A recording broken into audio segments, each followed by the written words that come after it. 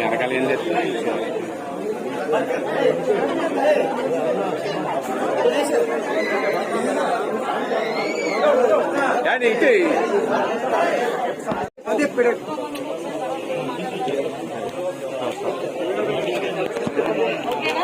Okay sir.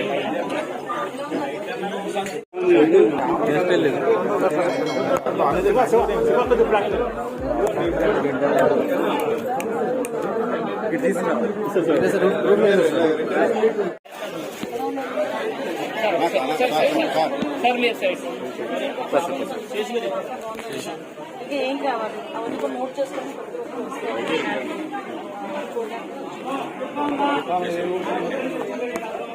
కానీ మన బాధ్యత కింద ఎలా ఉందని అడగడం మన బాధ్యత కదా.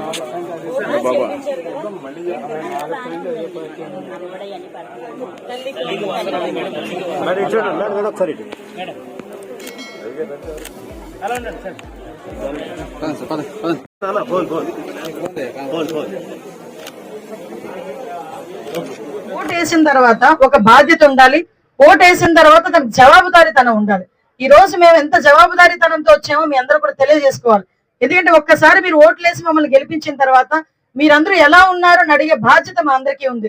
ఏదో ఎలక్షన్లు వచ్చానే పలానా వ్యక్తి కోటేయండి, మా కోటేయండి, సైకిల్ గుర్తు కోటేయండి, గ్లాస్ గుర్తు కోటేయండి, లేకపోతే ప్రెసిడెంట్ ఎలక్షన్స్ వస్తే ఏదో ఆ బకెట్ గుర్తు కోటేయండి అని అడగడానికి మేము రాలా. ఈ రోజు మీరందరూ ఎలా ఉన్నారు, ఏం చేస్తున్నారు, ఇంకా ఏం చేయాలి అన్న ప్రణాళికతో ధైర్యంగా మేము ముందుకు రాగలిగామంటేనే మీరందరూ కూడా అర్థం చేసుకోవాలి. ఈ రోజు ఎంత చిత్తశుద్ధితో పనిచేస్తుంది, అంత నిబద్ధతతో పనిచేస్తుంది ఎన్డీఏ కూటమి అనేది. ఇంకా మమ్మల్ని రెచ్చగొట్టేదానికి, లేకపోతే ఇంకా మమ్మల్ని ఇబ్బందులు పెట్టేదానికి, సంక్షేమ కార్యక్రమాలు ఏమి చేయట్లేదని ఊకదంపుడు ప్రసంగాలు ఇచ్చే వాళ్ళు కూడా ఈరోజు మాతో వస్తే మేము చూపిస్తాం. ఈరోజు మేము మమ్మల్ని ఎంతలా ఆశీర్వదిస్తున్నారు ప్రజలు. ఎక్కడో నేను పాయకరావుపేట నియోజకవర్గంలో ఒక ఎమ్మెల్యేగా గెలిచి గౌరవ ముఖ్యమంత్రి గారు ఆశీర్వాదాలతో ఈరోజు హోమ్ మినిస్టర్ అయ్యాను. కానీ నేను ఈ రోజు ఆకివీడు రావడం ఫస్ట్ టైం. నియోజకవర్గంలోకి రావడం కూడా ఫస్ట్ టైం.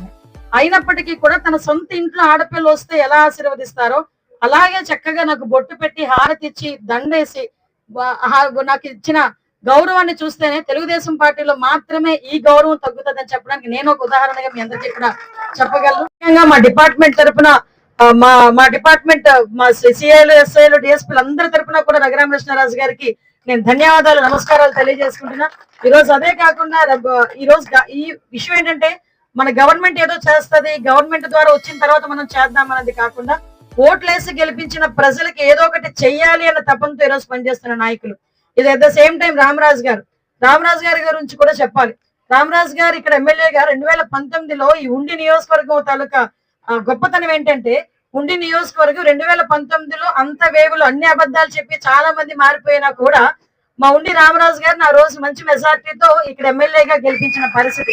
అంటే మీకు ఇక్కడున్న బ్యూటీనెస్ ఏంటంటే, ఇక్కడ అభ్యర్థితో మీకు సంబంధం లేదు, గుర్తుతో సంబంధం. అక్కడ మాకు సైకిల్ గుర్తుందా లేదా చూసుకునే నాయకులే క్యాడర్ ఎక్కువగా ఉన్నారు.